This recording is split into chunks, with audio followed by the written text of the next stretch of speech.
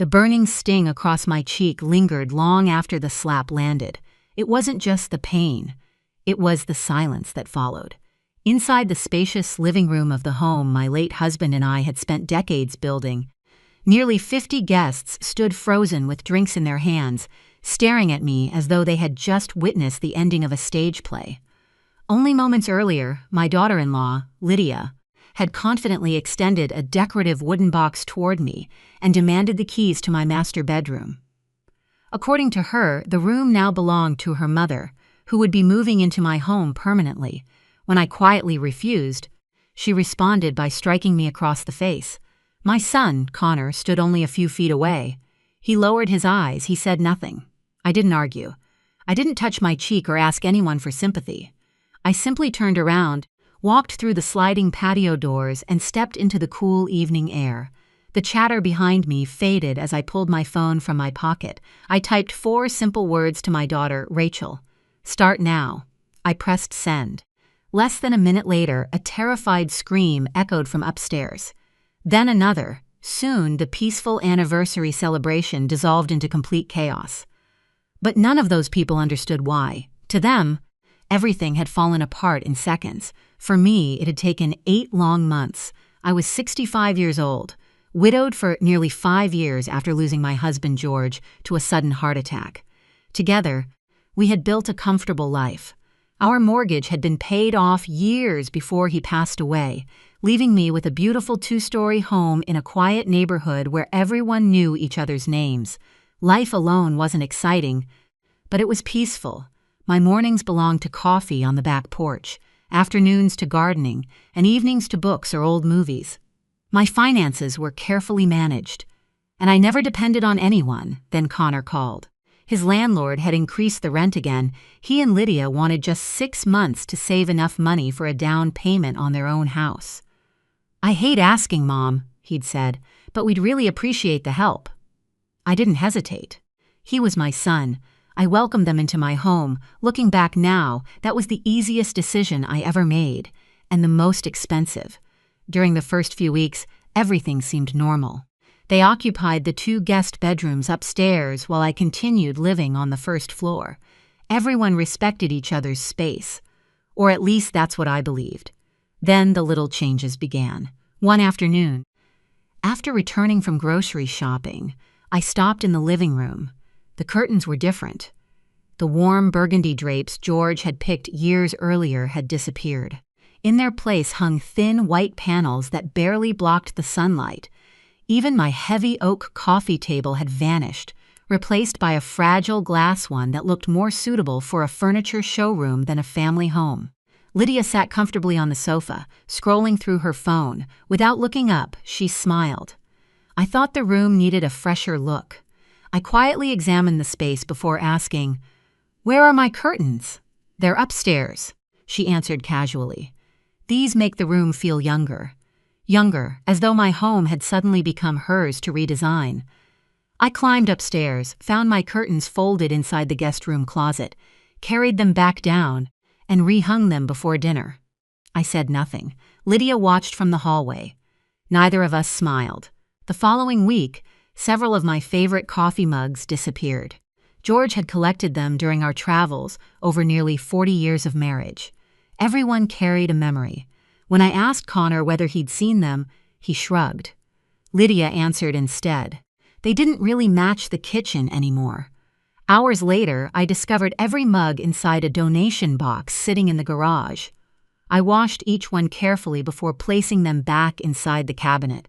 The next morning, I installed a small lock on one pantry cupboard where I kept sentimental items. Connor frowned. "Mom, isn't that a little extreme?" I looked directly at him. "No." His expression fell. "Throwing away someone else's belongings is extreme." He opened his mouth, then closed it again. That was when I realized something painful. My son wasn't cruel.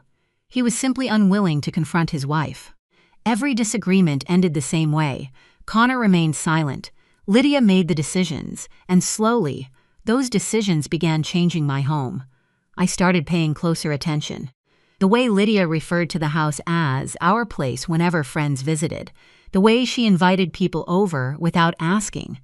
the way she spoke about future renovations as though ownership had already been decided. Each incident by itself seemed small. Together, they painted a picture I could no longer ignore.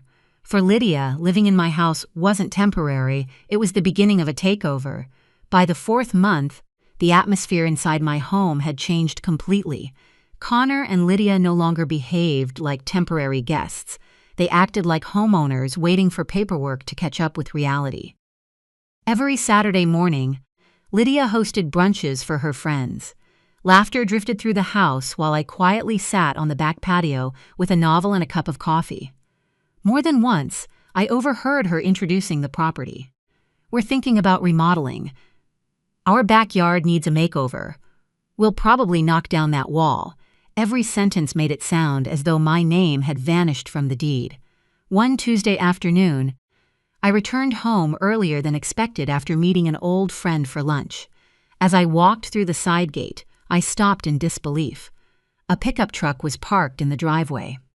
A man wearing a construction vest stood in the backyard, stretching a measuring tape across my lawn while another worker took notes on a clipboard. Lydia stood beside them, pointing toward my flower beds. "I'd love a swimming pool right here," she said enthusiastically. "We'll probably remove those bushes." Those bushes weren't ordinary landscaping. George had planted every single rose with his own hands during the final spring before he passed away. I walked across the yard. The contractor noticed me first.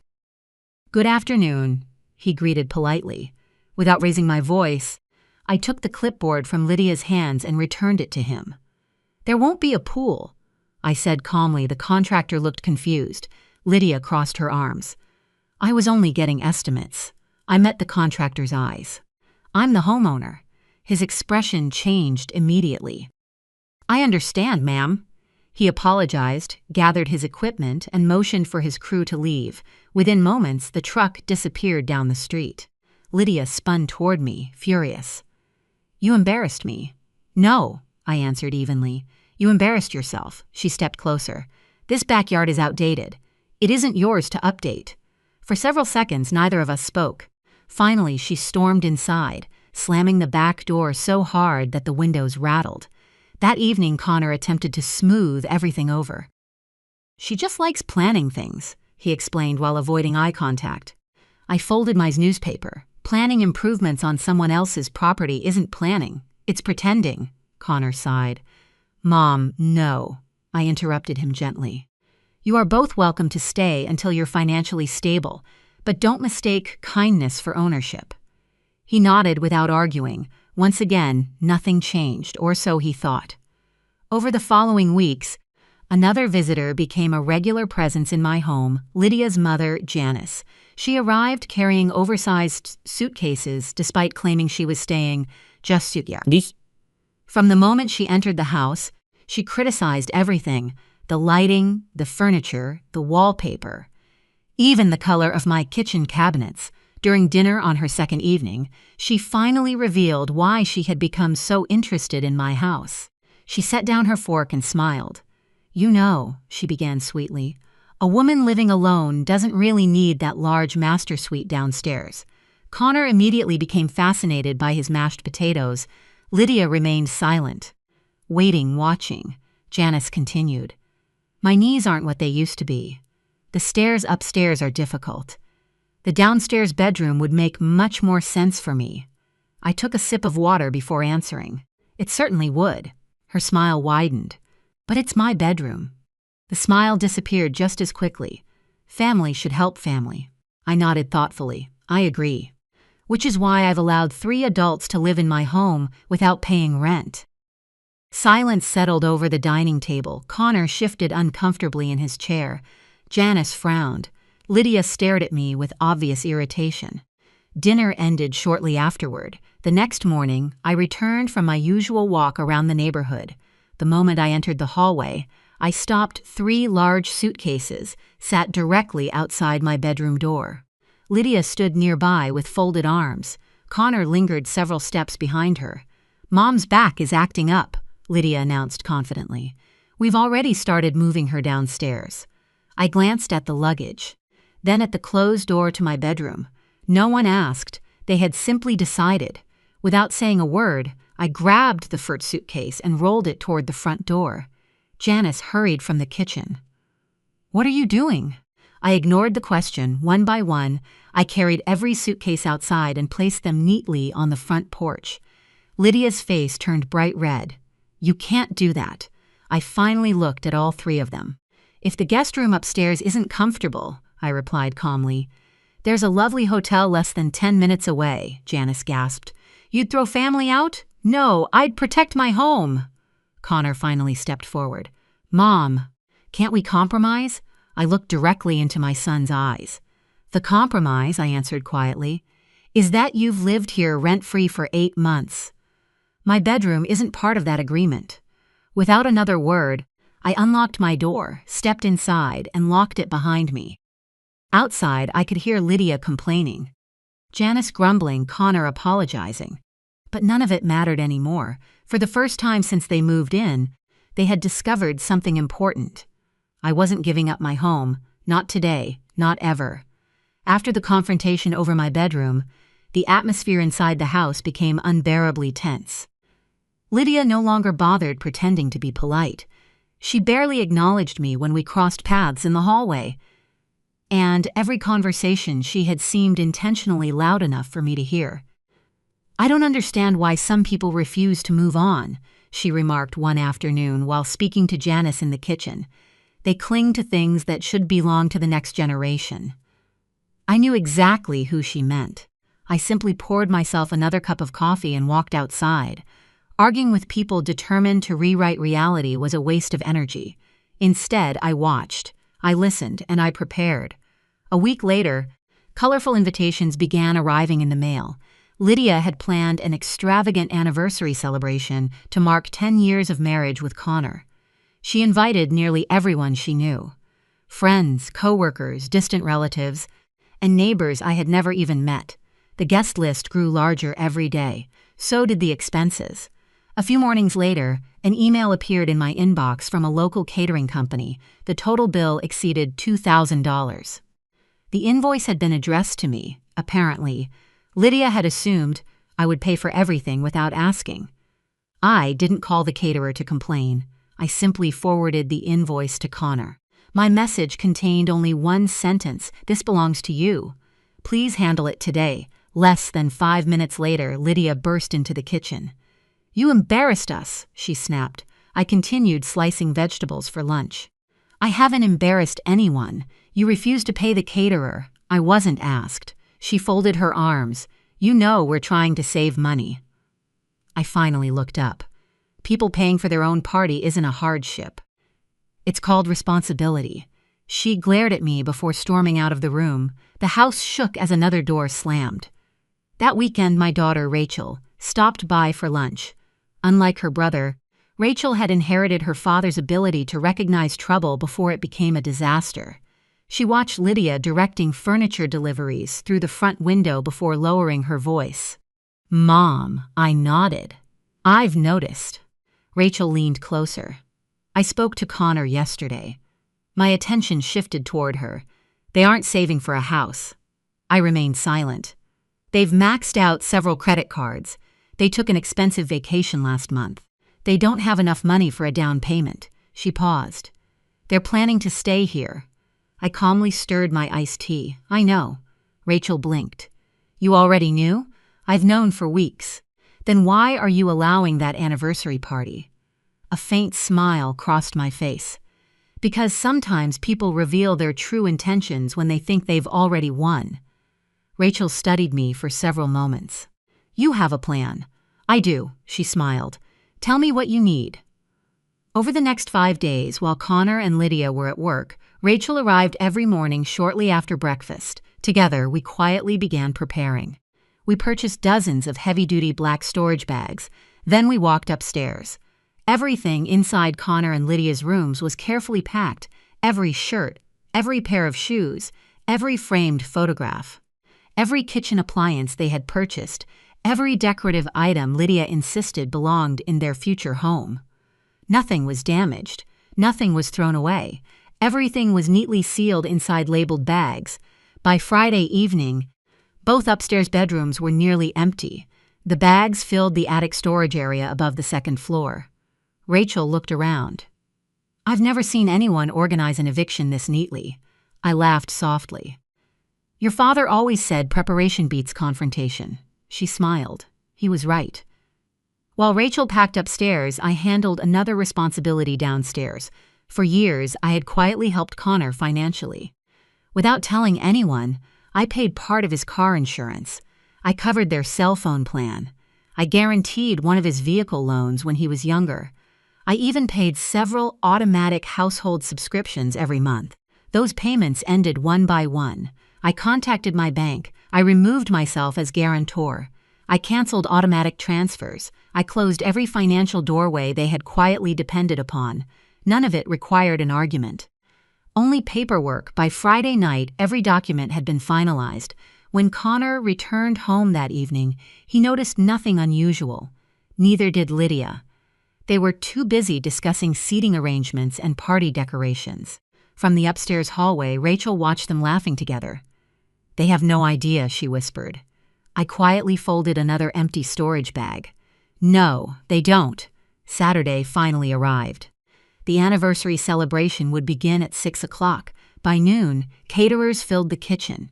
Florists decorated every table. Music equipment lined the living room walls. Guests would soon arrive, believing they were attending a joyful celebration. None of them realized they were about to witness the end of an 8-month occupation. Rachel came downstairs dressed for the party. She glanced toward me.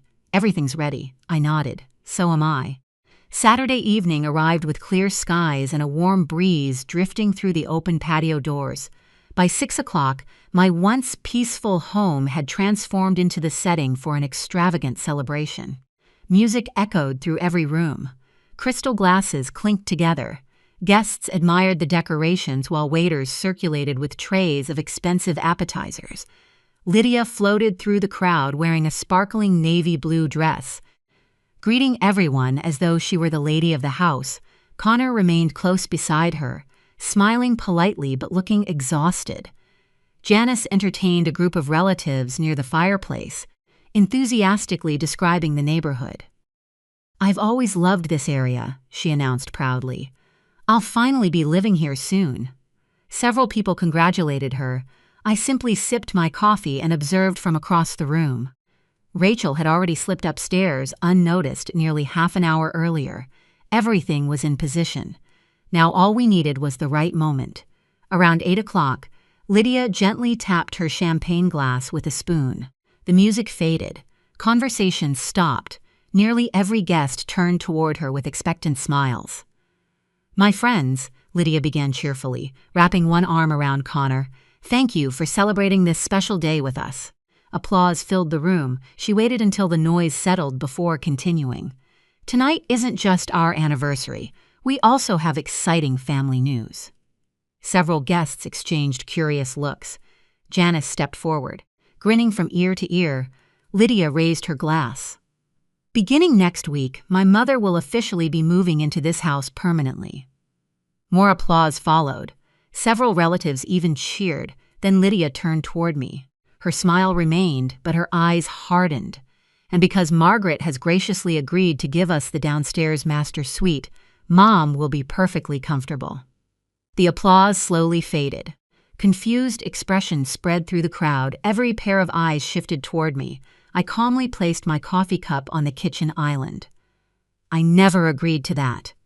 The room became silent. Lydia laughed awkwardly, pretending I was joking. "Oh, don't tease." She walked toward me carrying a small decorative wooden box. "Go ahead." She held it out. "Just drop the keys inside." I looked at the empty box, then back at her.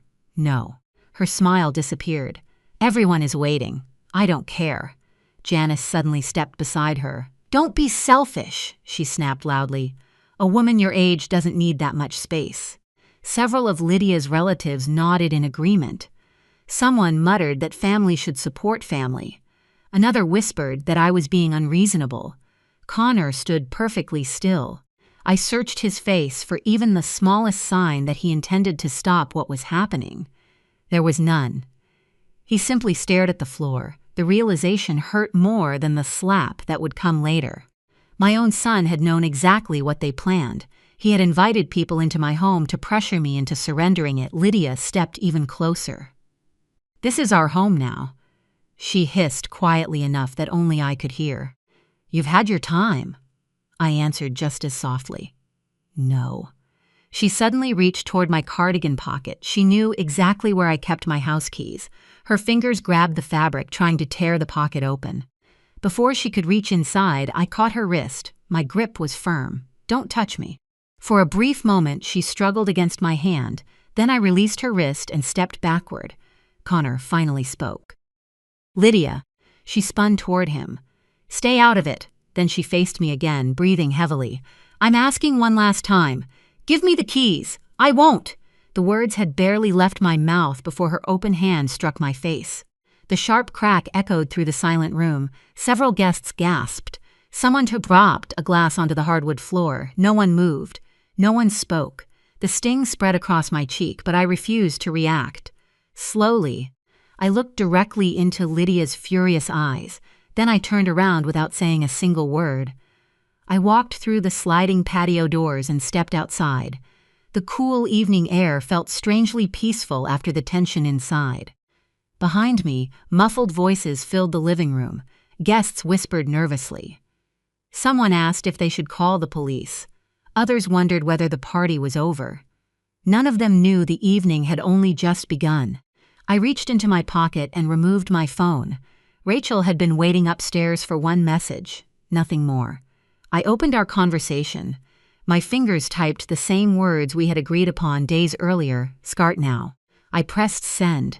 Then I quietly slipped the phone back into my pocket. Standing alone beneath the patio lights, I counted silently 10 seconds, 20, 30, 45. Then the first scream shattered the night. The scream came from the second floor. It was Lydia. A second later, another cry followed. Then several guests looked upward just as a heavy black storage bag crashed onto the living room floor with a loud thud. The music had already stopped. Now complete confusion swept through the room. Another bag fell, then another. Within seconds, dozens of tightly packed black bags began tumbling over the upstairs balcony, landing across the hardwood floor, sofas, and coffee tables. One burst open as it hit the ground. Dawn Star's shoes scattered in every direction. A silk dress slid across the floor. Connor's golf clubs clattered loudly against the fireplace. People jumped backward to avoid the falling bags. "What is happening?" Someone shouted. Above them, Rachel calmly stood at the upstairs railing. Without showing the slightest emotion, she dragged another heavy bag to the edge and pushed it over. It landed with another deafening crash. "Your party is over," Rachel announced clearly enough for everyone to hear. "Take your belongings and leave my mother's house." Gasps echoed through the room. Lydia stared in disbelief as another bag split open, spilling handbags, framed photographs, cosmetics, and neatly folded clothes onto the expensive decorations she had spent weeks arranging. "My things!" she screamed. She dropped to her knees, desperately trying to gather everything, while guests stepped around her. Janice looked toward the staircase. "Stop her!" No one moved. Rachel continued dropping the remaining bags one after another until the attic storage area was completely empty. Within minutes, the living room looked less like an anniversary celebration and more like the middle of a hurried move. Guests exchanged uncomfortable glances. Many quietly picked up their coats. Others slipped toward the front door without saying goodbye. No one wanted to remain in the middle of a family disaster. The applause that Lydia had expected earlier was replaced by embarrassed silence. I walked back into the house through the patio doors. The sting on my cheek had faded, but my determination had only grown stronger. Connor finally looked at me. His face was pale. "Mom," I raised one hand. "Not now." He fell silent. I looked around the room before speaking in a calm, steady voice. "You have 30 minutes. Everyone stopped moving. I continued. "Everything belonging to Connor and Lydia is now here. You have 30 minutes to remove it from my home. Anything left behind after that will be donated." Lydia looked up from the floor. "You can't do this." "I already have." She stood, trembling with anger. You planned this." "Yes, you humiliated us." I met her eyes without hesitation. "No, you humiliated yourselves." Janice stepped toward me, pointing an accusing finger. "We're family." I nodded. Family doesn't try to steal someone's home. She opened her mouth to argue again. I simply turned away. The conversation was over. For the next half hour, the only sounds inside the house were the rustling of plastic bags, car doors opening and closing, and the muffled voices of embarrassed relatives helping carry belongings outside. Several guests avoided looking at me entirely. Others quietly apologized before leaving. Connor made 3 trips between the house and his car. Each time, his shoulders seemed lower than before. Lydia never stopped complaining. Janice criticized everyone around her. Neither of them accepted responsibility. When the final bag had been loaded, Connor returned alone. He stood near the front door for several seconds before speaking. "I'm sorry." His voice was barely above a whisper. "I should have stopped this long ago." I looked at him sadly. "I waited months for you to do exactly that." He lowered his head. "I know." I extended my hand. "The keys." Without arguing, Connor reached into his pocket and placed my house keys in my palm. The familiar weight felt strangely comforting. He looked as though he wanted to say something else. Instead, he quietly turned around and walked outside. A moment later, the car disappeared down the street.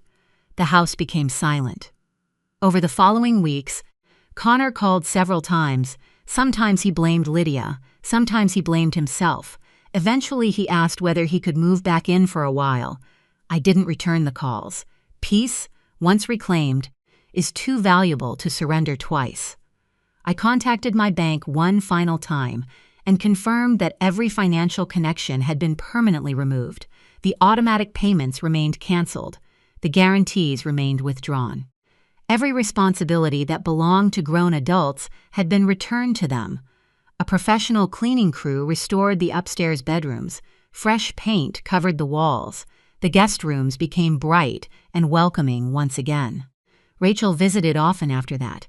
We spent afternoons tending George's rose garden, exactly as he had taught us years earlier. Life slowly returned to what it had once been. These days, my mornings begin with coffee in my favorite travel mug while sunlight fills the kitchen. The house is peaceful again. The master bedroom remains exactly where it has always belonged. And whenever I slip my keys into my pocket before leaving the house, I smile because they remind me of something important. A home is more than walls and furniture. It is built on respect. The moment respect disappears, no one, no matter who they are, has the right to stay.